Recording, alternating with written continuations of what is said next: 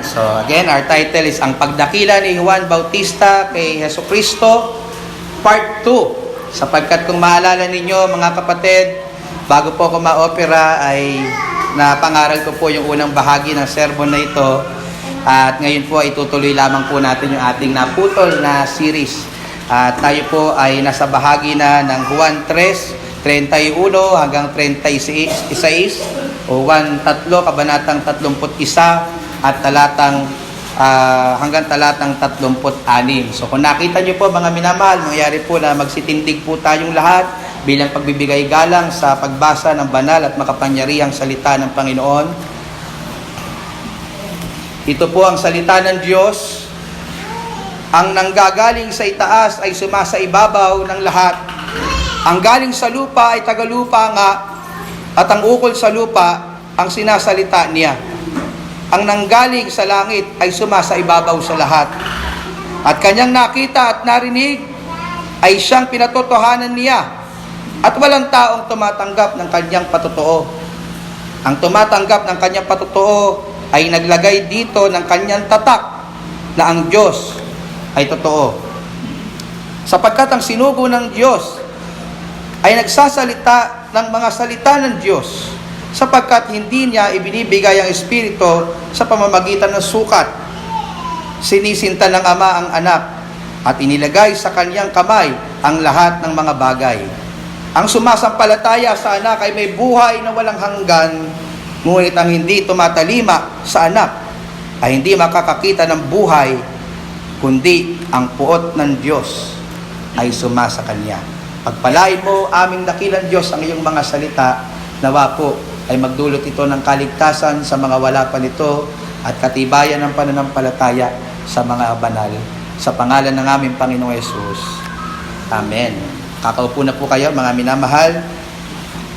Bilang panimula po ng ating pag-aaral muli o pagbabalik-aral sa Aklat ng Juan, sa tingin ko po ay mahalagang ikonsidera po natin gaya ng ating nakakagawian ang konteksto ng talata pong ating binasa para po maunawaan natin ng lubos ang pinanggagalingan ng sumulat ng aklat po na ito.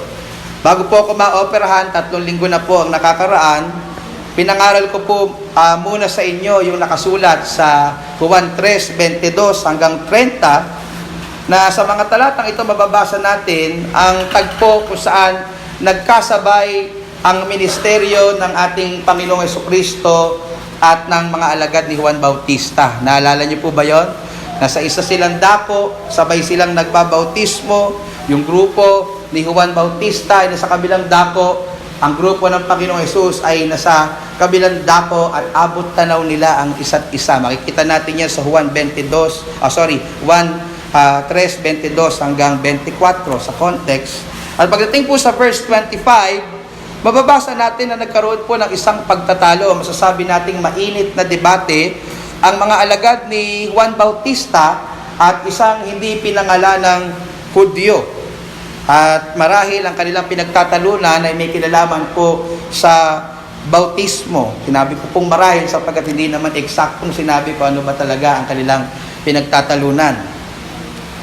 So nabanggit natin last time na maaring ginamit po ng Hudyo bilang argumento kung alin po ang mas epektibo at kailangan.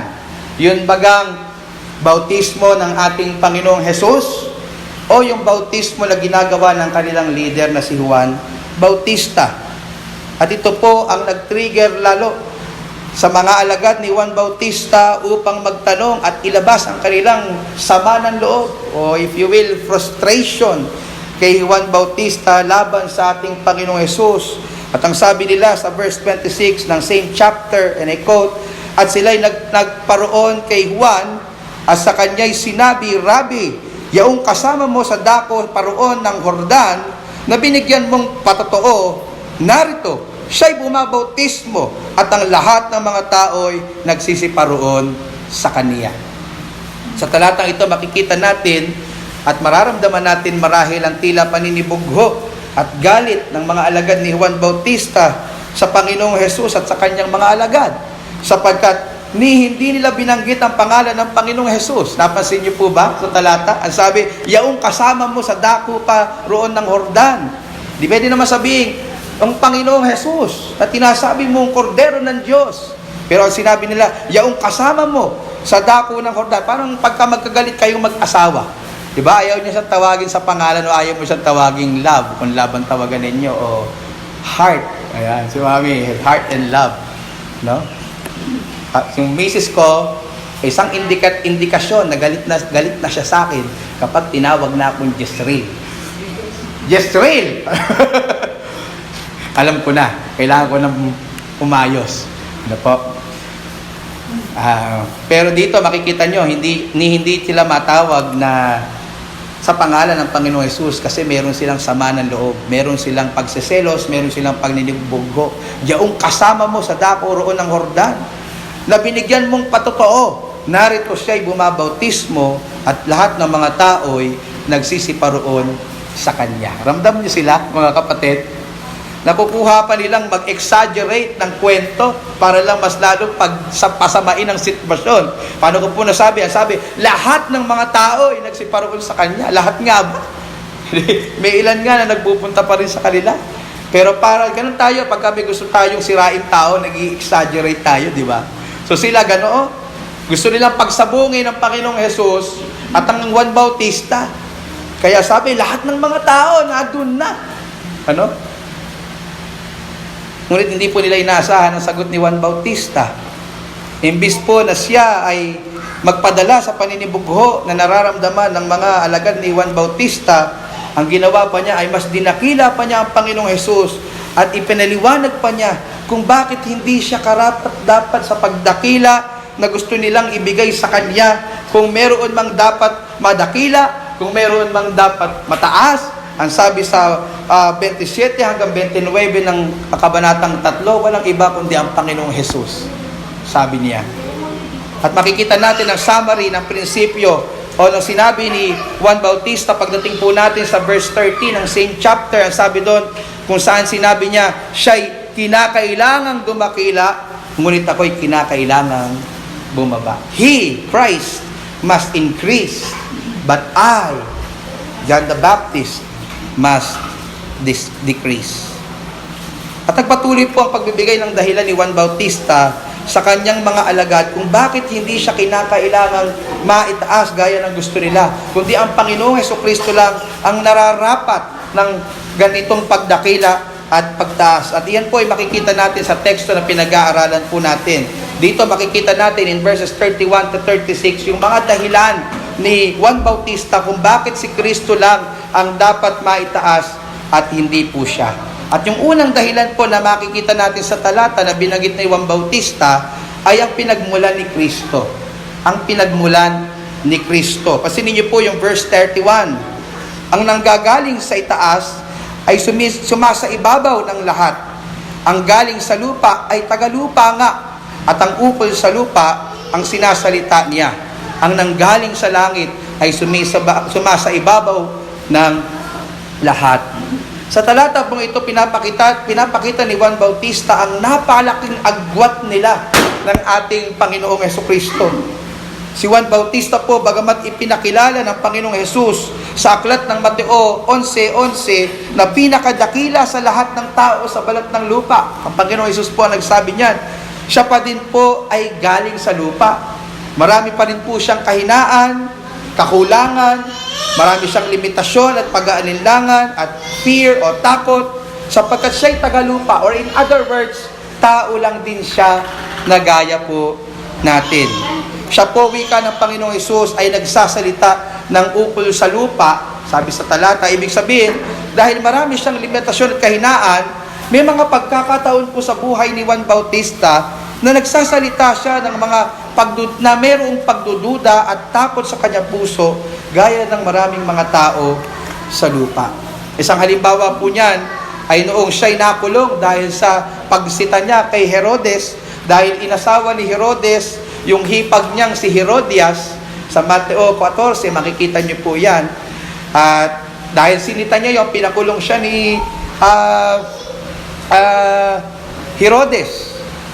At ang habang po siya ay nakakulong, nagpadala po siya ng mga alagad niya upang kumpirmahin kung si Jesus ba talaga ang Kristo o kailangan pa nilang maghintay ng iba. Nakita niyo yung doubt yung duda.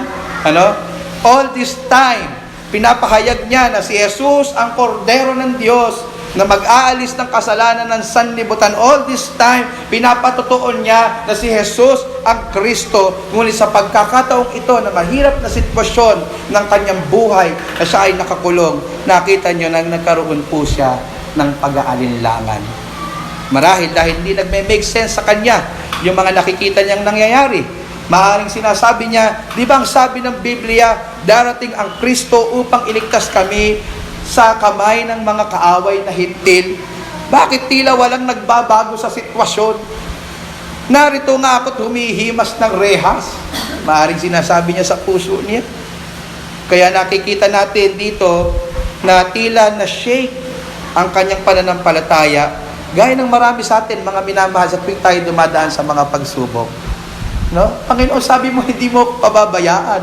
Panginoon, sabi mo hindi mo ako iiwan. Bakit ganito? Tila hindi nagme-make sense sa akin ang lahat.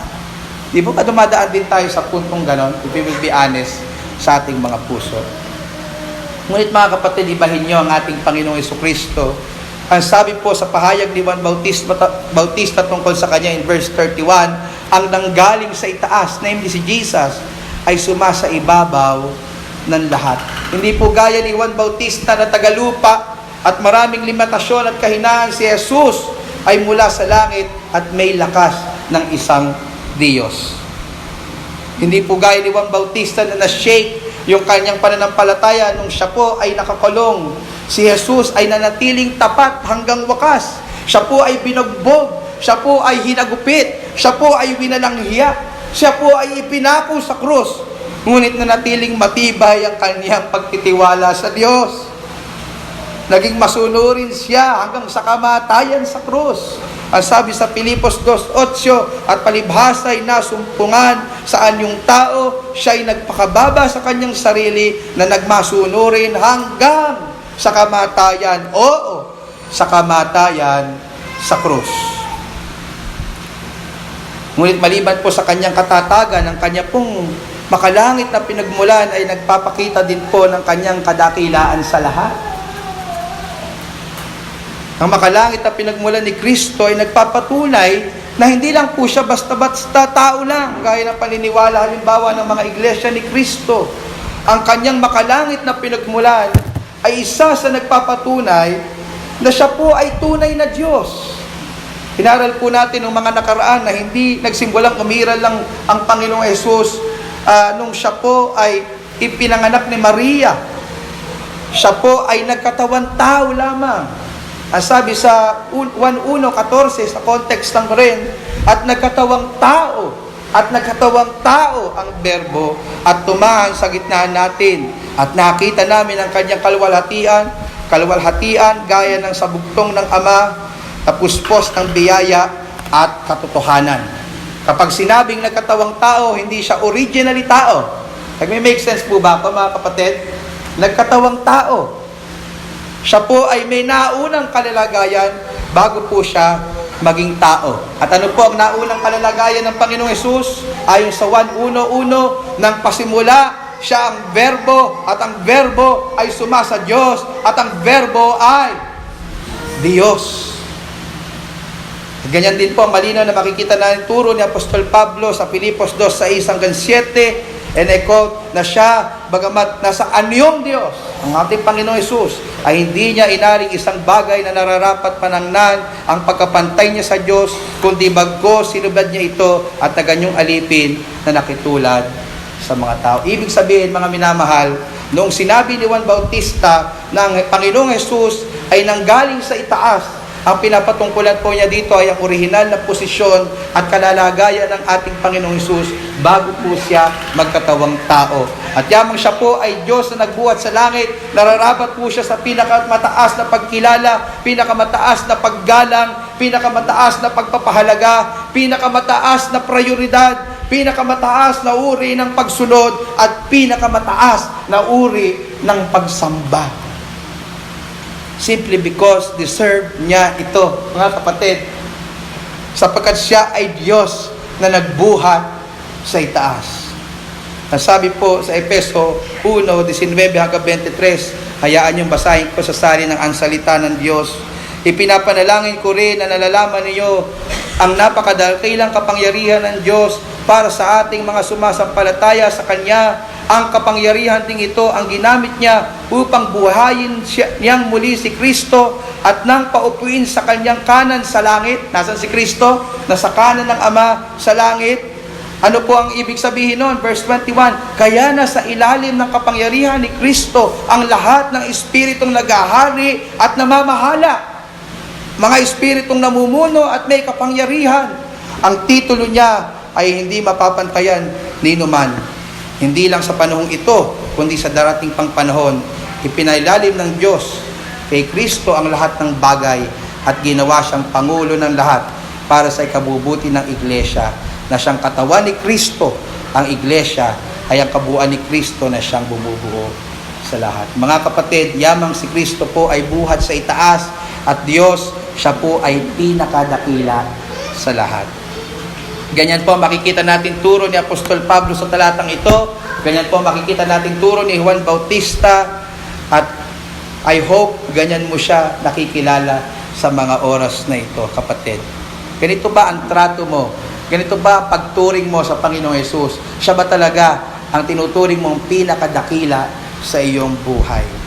Siya ba ang nakikitang palaging dakila sa iyong buhay sa mga panahon na ikaw ay nagtatagumpay at unti-unti mo nang naaabot ang iyong mga pangarap? Si Kristo ba ang gusto mong madakila sa iyong buhay? Sa tuwing ikaw ay kumikita, hinahanap mo ba kung paano madadakila sa halagang meron ka ang ating Panginoong Hesukristo? Sa tuwing kayo ay may pagdiriwang at kasiyahan, hinahanapan ba natin ng puwang sa ating mga handaan na madakila ang ating Panginoong Hesukristo? Sa tuwing ikaw ay may pinagdadaanan sa buhay, nais mo pa rin bang madakila si Kristo?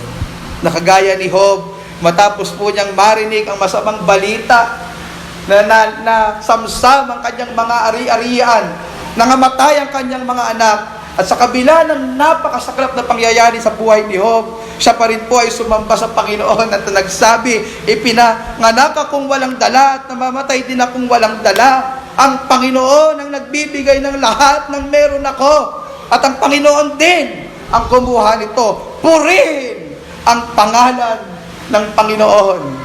Purihin ang pangalan ng Panginoon. Mga kapatid, madali po sumamba sa Panginoon kapag meron ka ng lahat. Pero matetest ang iyong commitment, matetest ang iyong pagkikilala sa Panginoon kapag handa ka pa rin at masaya ka pa rin sumasamba sa Kanya kahit wala ka ng lahat.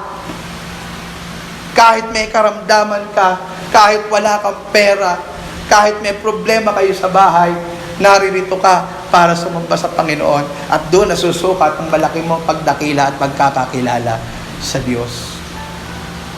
Mga minamahal, deserve ng Panginoong Hesus ang masambat madakila sa anumang sitwasyon ng ating buhay. May pera ka man o wala, malusog ka man o hindi, matagumpay ka man o nabibigo, gusto mo man yung preacher o hindi, deserve ng Panginoon masamba sapagkat siya'y buhat sa langit, sapagkat siya'y Diyos. So yan po yung unang dahilan ni Juan Bautista kung bakit kailangan mataas si Kristo at siya ay mababa. Ginamit niyang dahilan ang pinagmulan ni Kristo. Pangalawang dahilan po ay ang patotoo ni Kristo.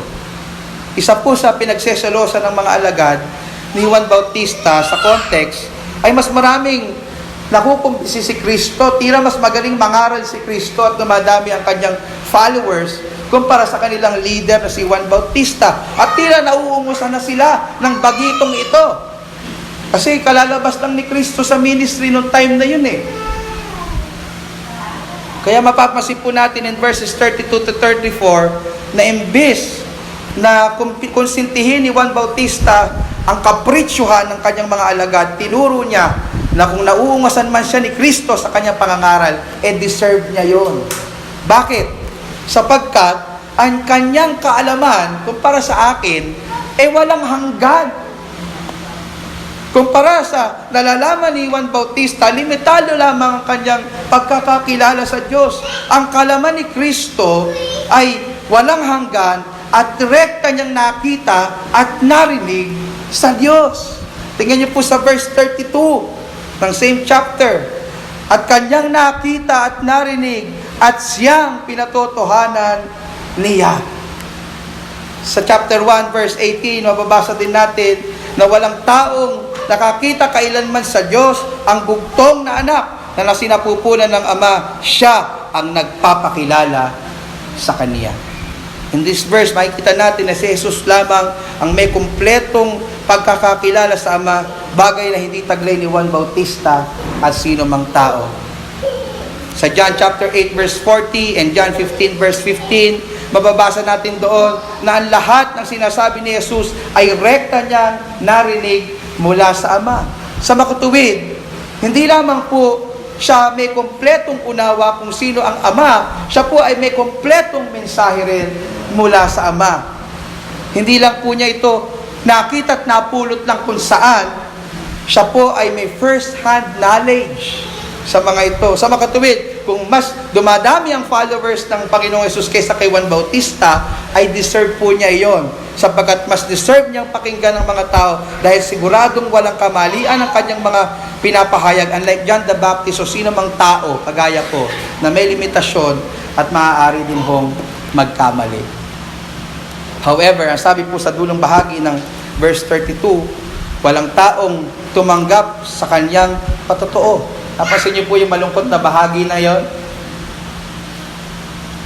Walang taong tumanggap sa kanyang patotoo. Now, hindi po ibig sabihin yan zero. O as in, wala na tumanggap sa patotoo ni Jesus, sapagkat kung titingnan lang natin sa susunod na talata, meron din naman po mga naniniwala. Sinasabi lang po ni Juan Bautista dito na generally speaking, wala pong tumanggap sa patotoo ni Jesus na siya ang anak ng Diyos at ang Kristong tagapagligtas. Yan po yung malungkot na katotohanan sa buhay ng mga Hudyo noon at napakalungkot na katotohanan maging sa panahon po natin ngayon. Alam niyo po, ang isa sa iniiyak ko sa Panginoon, yung mga taong paulit-ulit. No? May nagsabi nga sa akin, paulit-ulit yung pastor niyo. Kilala mo yun, sister? Kasi nga, kailangan pa rin paulit-ulit na ipangaral ang Ebanghelyo sapagkat karamihan sa atin hindi pa po tunay na ligtas.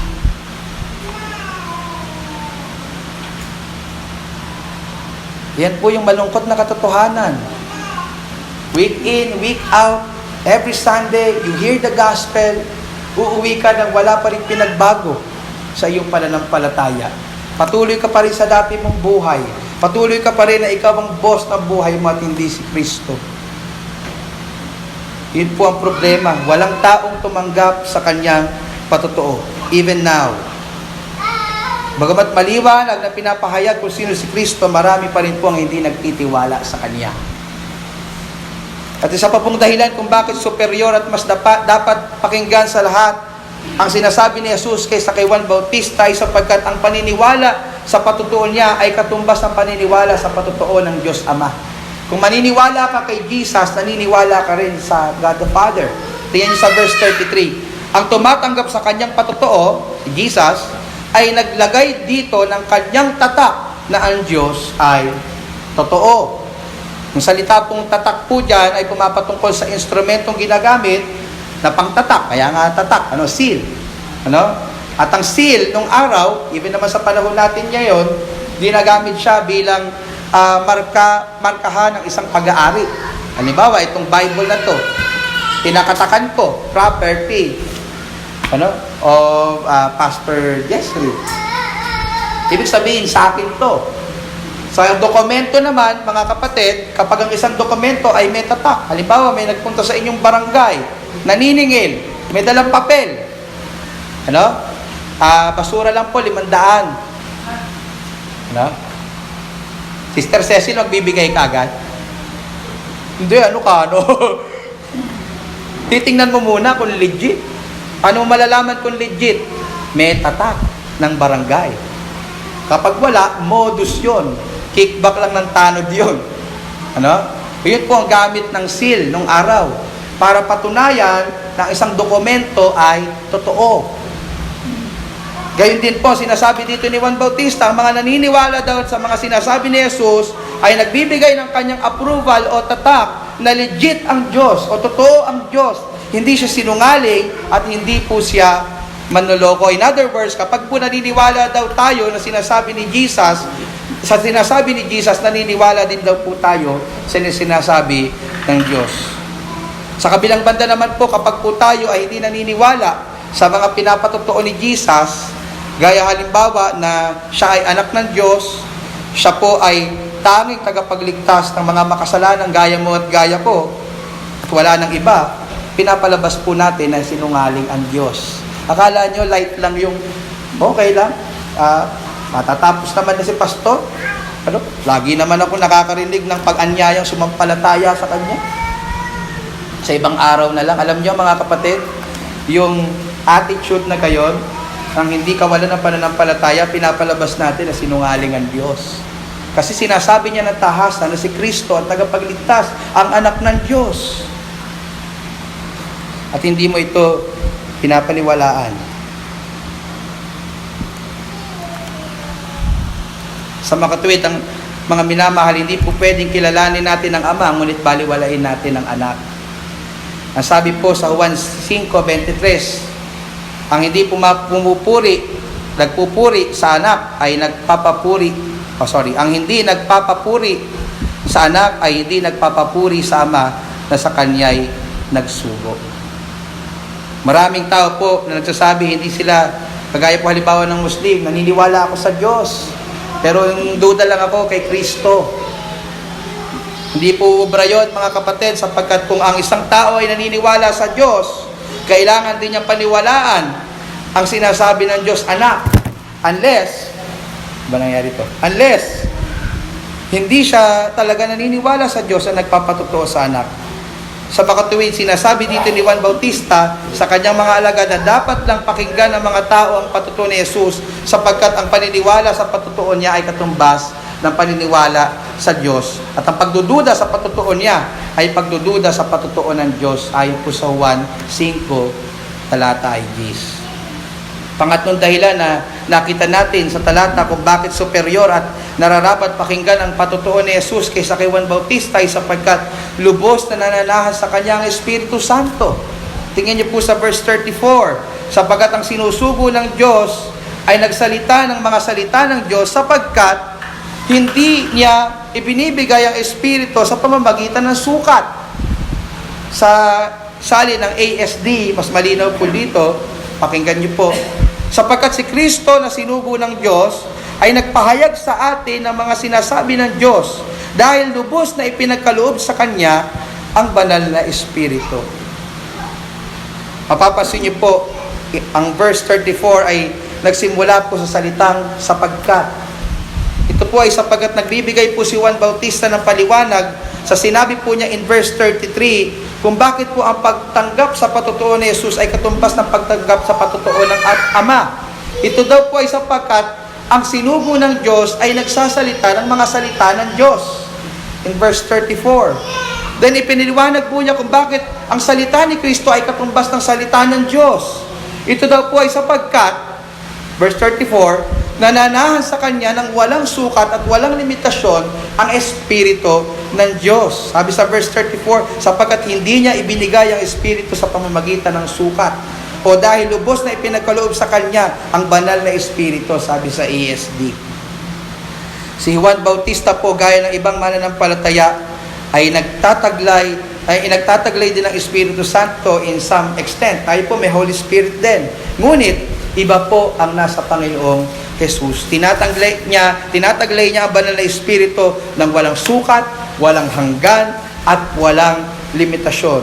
Nung siya po ay nagkatawang tao at voluntaryo po niyang nilimitahan ang gamit ng kanyang mga katangian bilang Diyos, siya po ay kumilos at nagsalita ayon sa kapangyarihan ng Espiritu Santo. Kaya naman po mas karapat dapat na pakinggan ang patutuo ni Jesus ng mga tao kaysa kay Juan Bautista sapagkat taglay-taglay niya ng walang sukat ang Espiritu ng Diyos. In fact, kung titingnan niyo yung turo ni Apostol Pablo sa Colosas 2:9, ang sabi doon, ang kapuspusan ng Diyos ay nananahan sa katawan ni Kristo. Ang Diyos Ama at Diyos Espiritu Santo ay nananahan kay Kristo. Ang kabuuan ng banal na Trinidad ay makikita nyo kay Kristo. Kaya naman po nararapat lamang pakinggan natin ang kanyang mga patotoo, ang kanyang mga sinasabi. Ito po ang isang paraan ng pagdakila ni Juan Bautista sa Panginoong Hesus. Ang ituro ang mga tao na pakinggan siya. At gusto ko din pong hikayatin kayo ngayon mga kapatid, na pakinggan ang salita ng Diyos kay Kristo Jesus. Kung nababastusan po tayo, kapag po tayo ay may importanteng sinasabi, pero binabaliwala tayo o tila walang interes ang ating kausap, gayon din po ang Diyos. Nakakalimutan ho natin mga minamahal, na ang Diyos natin ay hindi po Diyos-Diyosan, na walang pakiramdam. Ang Diyos po natin ay persona. At ang turo natin sa Sunday School, kung naalala nyo, ang persona, maliban sa siya ay may intellect and will, siya po ay may emotion.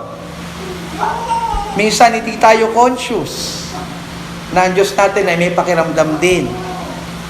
And every time na pinangangaral ng tapat ang salita ng Panginoon, pero naiinip tayo at wala tayong interes, hindi natin binibigay ang buo nating atensyon, nasasaktan din ang kalooban ng ating Panginoon Diyos. Kapatid, isa sa paraan upang mapakita mo sa Diyos na gusto mo siyang dakilain at sambahin ay hindi na sa pamamagitan ng pag-awit at pagbibigay, gaya ng sinabi ko kanina.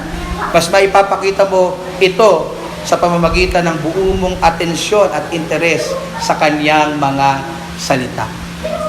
Kahit gaano kaganda ang tinig mo, kahit gaano kalaki ang bigay mo, kung hindi ka naman interesado sa salita ng Diyos, hindi mo pa rin nabibigyan ng karampatang pagsamba at pagdakila ang Diyos. So nakita na po natin yung dalawa sa dahilan ni Juan Bautista kung bakit nararapat si Kristong maitaas at siya ay mababa. Itinuro niya sa kanyang mga alagad ang pinanggalingan ni Kristo at ang patotoo ni Kristo. Ngunit mga minamahal, hindi po doon nagtatapos kung bakit mas kinakailangan mataas si Kristo kaysa kay Juan Bautista. Itinuro din ni Juan Bautista sa kanyang mga alagad ang otoridad ni Kristo. Ang otoridad ni Kristo panghuli. Pasinin niyo po yung banggit in verses 35 to 36. Verse 35, sinisinta ng Ama ang Anak at inilagay sa kanyang kamay ang lahat ng mga bagay. So sa talata pong ito magbabasa natin ang otoridad ni Kristo sa lahat ng mga sangnilikha. Ang lahat ng bagay ay hindi lang ginawa sa pamamagitan niya, kundi para sa Kanya. Sabi ng Colosas 1:16, ang lahat ng meron ka, kapatid, ang lahat ng iyong tinatangkilik, ang lahat ng iyong pagtatagumpay, ang lahat ng iyong ari-arian, ang lahat ng iyong minamahal, ultimo ang iyong hininga, utang mo sa Diyos. Amen? At nararapat mong gamitin para magbigay ng kalwalhatian sa Diyos. At hindi lang niya hinihingi ang araw ng linggo para sa iyo. Alam niyo po ba yun? Dahil lahat utang mo sa Diyos, ang buong buhay mo ay dapat ginagamit mo para sa mga bagay lamang na nakaluluwalhati sa Diyos. At walang lugar po doon, mga minamahal, ang paggawa ng kasalanan. Sapagkat ikaw ay nilikha ng Diyos para sa kanyang kalwalhatian. Lalo na kung ikaw ay iniligtas ng Diyos, ikaw ay iniligtas ng Diyos para magbigay ng kalwalhatian sa kanyang pangalan. Siya po dapat ang may mataas na otoridad sa iyong buhay. Hindi ang asawa mo, hindi ang magulang mo, hindi ang trabaho mo, hindi ang pangarap mo, hindi ang sarili mo, kundi si Kristo lamang. Amen po ba mga kapatid? Hindi po niya deserve na mahuli sa inyong mga priorities. Hindi po niya deserve ang tira-tira mong oras at tira-tira mong lakas. Hindi niya deserve ang malagihay mong pag-ibig sa Kanya. Sapagkat kung hindi dahil sa Kanya, wala ka nang meron ka. Hindi ka kaiiral kung hindi dahil sa Kanya. Tapos ang ibibigay mo lang sa Kanya, yung tira-tira, yung oras mo. Kailangan pa bang alisin ng Panginoon ang lahat para lang ma-realize mo na mahalaga siya? Kailangan pa bang tanggalan ka ng trabaho Kailangan ba bang tanggalan ka ng lakas? Kailangan ba bang maubusan ka ng pera? Para lang ma-realize mo na siya talaga ang pinakamahalaga sa buhay. Kailangan ba bang mamatay at umirap sa araw ng paghukom para lang ma-realize mo na napakahalaga ng relasyon sa Kanya? Pero I'm sorry to tell you, kapatid, sa araw na yun, huli na ang lahat. Ngayon ka tinatawag ng Diyos na maglagak ng buo mong paniniwala at pananampalataya sa Kanya. Ngayon ang araw ng pagliligtas.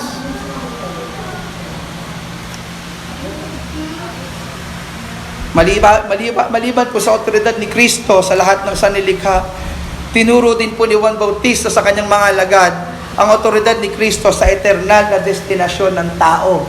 Tingnan niyo po sa verse 36, mga minamahal, huling talata. Ang sabi, ang sumasampalataya sa anak ay may buhay na walang hanggan, ngunit ang hindi tumatalima sa anak ay hindi makakakita ng buhay, kundi ang puot ng Diyos ay sumasa Kanya. Dalawa lamang ang destinasyon ng tao, kapatid. Langit o impyerno, buhay o walang hanggang kamatayan. Mapapansin niyo po sa talata ng pagsampalataya ay kaparalel ng pagtalima o pagsunod. Nakita niyo po ba yon? Ito po ay sapagkat ang panawagan ng Ebanghelyo ay ikaw ay magsuko ng buhay kay Kristo at kilalanin mo siya bilang sarili mong Panginoon at tagapagligtas ay isang utos at hindi po pakiusap.